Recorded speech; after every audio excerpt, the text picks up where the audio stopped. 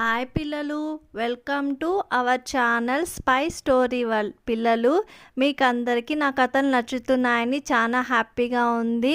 మీరందరూ వినడమే కాదు, కొన్ని ఇంగ్లీష్ వర్డ్స్ నేర్చుకుంటూ ఉండండి. అదేవిధంగా మీరు వింటున్న స్టోరీస్ మీకు నచ్చినవి మీ ఫ్రెండ్స్కి షేర్ చేయండి. ఎందుకంటే ఫ్రెండ్స్ కదా, మనం ఏది వింటే వాళ్ళు కూడా విని సంతోషపడతారు కదా పిల్లలు. ఓకేనా, కథ స్టార్ట్ చేస్తున్నాను. ఒక అందమైన అడవిలో ఒక సింహం రాజు ఆలోచన వస్తుందన్నమాట. ఏంటంటే, అరే ఈ జంతువులు చాలా చదువుకోవడం లేదు, మా జంతువులన్నీ చదువుకుంటే ఎలా ఉంటుంది అని ఆలోచన చేసి ఒక కాలేజ్ నడుపుతుందన్నమాట. అంటే మనలాగా ఏబిసిడీలు ఆలు అలా కాదనమాట.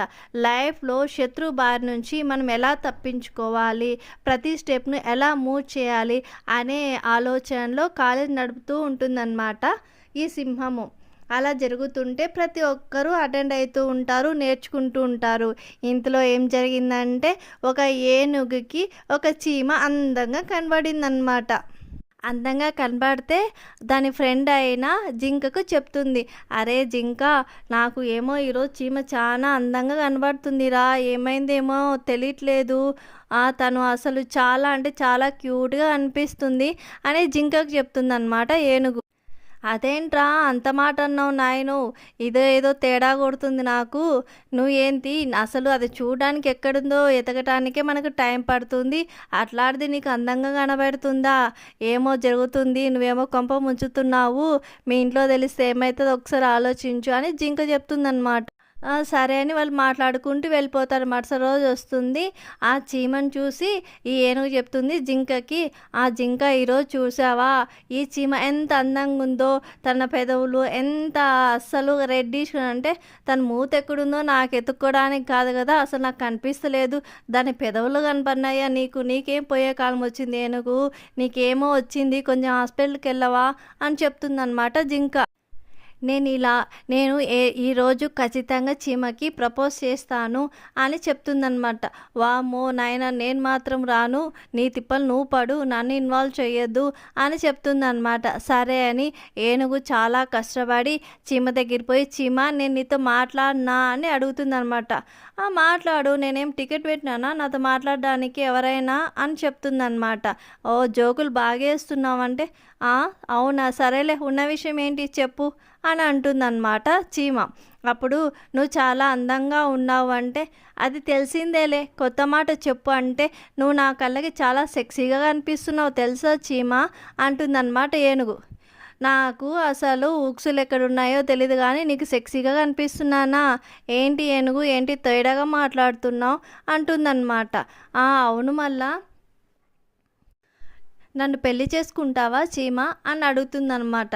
ఓ నాన్న, నేను ఇట్లాంటి పనులు చేస్తే మా అమ్మ నన్ను కాలేజీకి పంపదు, నువ్వేదో నా కొంప ముంచుతావు, నేను ఇంట్లో చెప్తాను ఈ విషయం అంటే నువ్వు ఎంతమందిలో చెప్పినా నా మాట మారదు, నాకెందుకో నిన్ను చూస్తే అలా అనిపిస్తుంది అని అంటుందన్నమాట.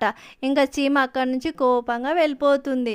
తర్వాతకి ఇంట్లో వెళ్ళి చెప్తుంది, నాన్న కాలేజీకి పోతుంటే ఏనుగు నన్ను ఇలా మాట్లాడుతున్నాను నాన్న, నేను పోను నాన్న అంటే, ఏంటమ్మా అంత బలమైన వ్యక్తి నీతో ఎందుకు మాట్లాడతాడు, నేను నమ్మను అంటారు వాళ్ళ ఇంట్లో వాళ్ళు.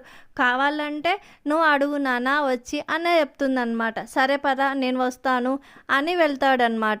అలా వెళ్ళి ఇంకా సింహంకి చెప్తారు, ఇలా అంటున్నారంట, ఇలా అంటే నేనేం మా పాపను కాలేజీకి పంపను అని చెప్తుంది చీమ వాళ్ళ నాన్న. అప్పుడు సింహము పిలిచి, ఏంటి ఏనుగు, నువ్వు ఇలా మాట్లాడావా చీమతో, అసలు నీకు చదువుకోవడానికి వచ్చావు కదా, నువ్వేంటి ఇలా చేస్తున్నావు అని చెప్తాడనమాట సింహం.